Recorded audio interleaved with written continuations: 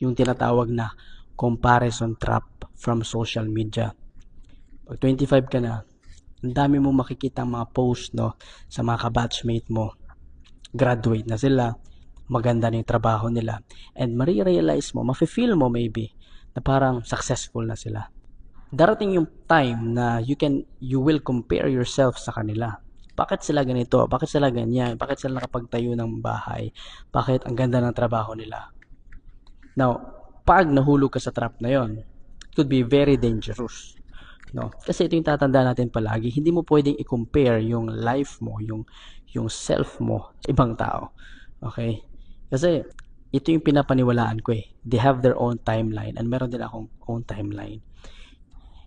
And yung timeline ko, although gusto ko din yung ganong timeline, sana, alam mo, maagang makapag-asawa, maagang makapagtayo ng bahay, etc., etc., makabili ng kotse. However, hindi kasi lahat ganun eh. Kaya iba-iba tayo ng pace, iba-iba tayo ng understanding, iba-iba tayo ng sitwasyon sa buhay. Iba-iba din tayo ng challenges.